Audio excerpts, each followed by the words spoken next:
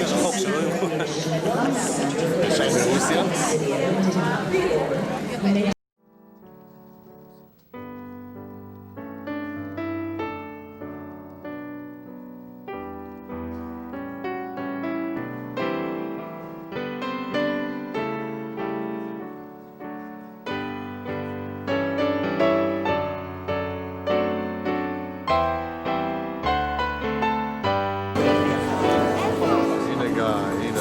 תראי במצלמה, תראי במצלמה. הנה גיא.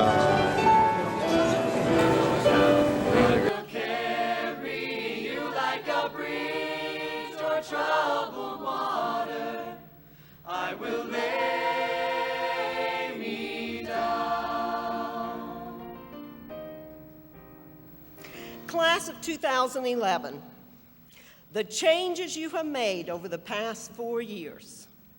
Was that your class that 4 years ago at your first pep rally you were so quiet, no one knew you were there?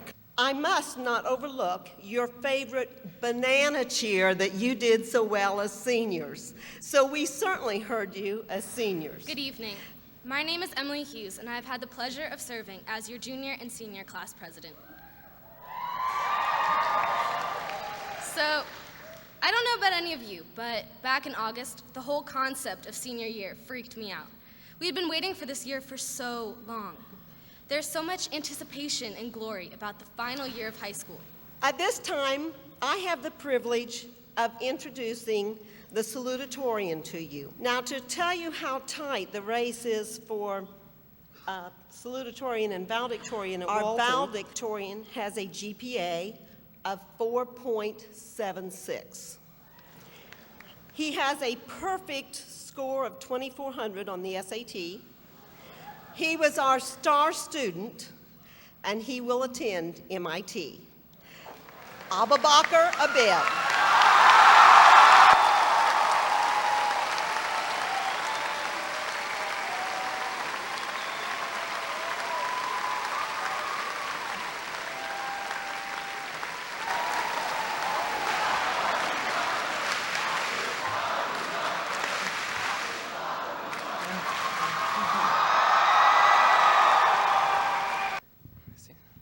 Hi, my name is Abubakar Abed, and I am honored and humbled to be here today. I haven't had the pleasure of meeting every one of you individually, but I am truly proud that all of us have made it this far. In the last 4 years, we have weathered blizzards, floods, finals to graduate here tonight. So class of 2011, please give yourselves a round of applause.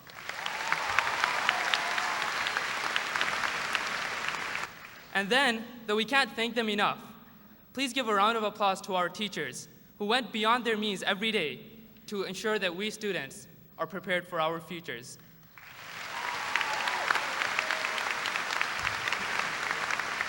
And now, to our parents, who not only made the right decision to enroll us in Walton, but also sacrificed countless hours supporting us as we made the most of our opportunities in this school.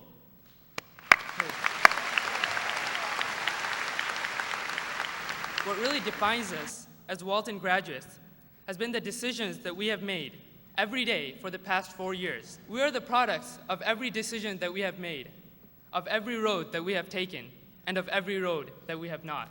But if we think about it, the roads so far have been pretty straightforward. Those decisions, they seem like high school decisions. But tonight, this graduation is a momentous occasion for all of us, because the decisions that we make from now on, they are adult decisions, and they will define us for the rest of our lives. Class of 2011, we're at the crossroads, facing some of the biggest choices that we will ever make. It is these choices that will determine who we become, what identities we assume, and what lives we live. Some of us may be gazing down the roads to financial success. Some of us might already be on the road to prestige and fame. And yes, there is absolutely no doubt that right here, in this room, in this convocation center, we have the future Bill Gateses and the future Oprah Winfreys and the future Mark Zuckerbergs. But at the same time, some of us might be looking for another road, Some of us may be looking for a deeper definition of success, a road that leads to the quiet rest stop of self-satisfaction. I want to share a story that I recently heard. If you've heard it already, just pretend that you haven't. So an American businessman goes on vacation to a Peruvian village. He finds a fisherman there selling yellowfin tuna. The American tastes the tuna and then declares to the fisherman, "This is the best tuna I've ever tasted. How long did it take you to catch these fish?" The fisherman replies, "Oh, about 5 or 6 hours." The businessman then asks, "Well, why didn't you stay out longer and catch some more tuna?" The fisherman replies, "With this fish, I have enough to support my family's needs." The American then asks, "Well, what do you do with the rest of your time?" The fisherman replies, "I wake up late, have fun with my children, take siesta with my wife, and stroll into the village each evening where I play cards with my amigos." The American chuckles and says, "Let me give you some advice.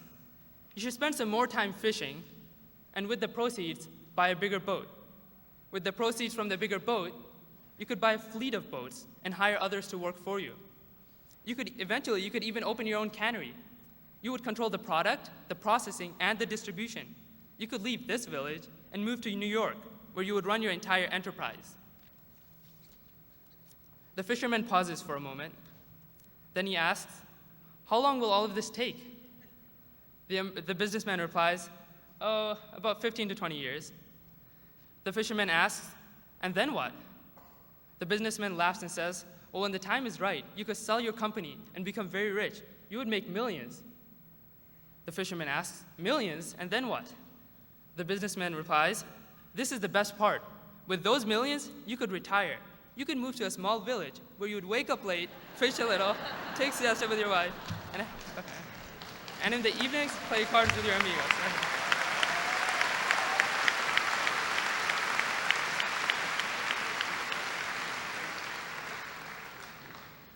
The point of this story isn't to belittle diligence or ambition. I think few of us would be here today without hard work. But I think this story offers us a glimpse of another road, another definition of success. Even more importantly, the story forces us to ask the question, are the roads to material success and personal satisfaction really two separate paths? Must we sacrifice our dreams, our ideals, our commitments in order to grasp such worldly ornaments? I don't actually know. Yet, I'm sure that there are some among us now who are struggling to decide between a career that is personally meaningful and a career that is traditionally successful. In other words, can our dreams really translate into a tangible reality? Well, none of us can know until we take the first steps towards those dreams. So I say, don't worry. Go ahead, chase your dreams. We all have long roads in front of us. We still have miles and miles to go before we stop. We are not consigned to sigh and regret a road not taken. So I challenge each and every one of you to pursue your goals, because unless you do, you will not know what you are capable of, what difference you can make, or what life you can live. But I'm even more excited about what our 614 futures will hold down the road. Thank you. When your graduate's name is called, please stand and be recognized for the important role you played in your student's life.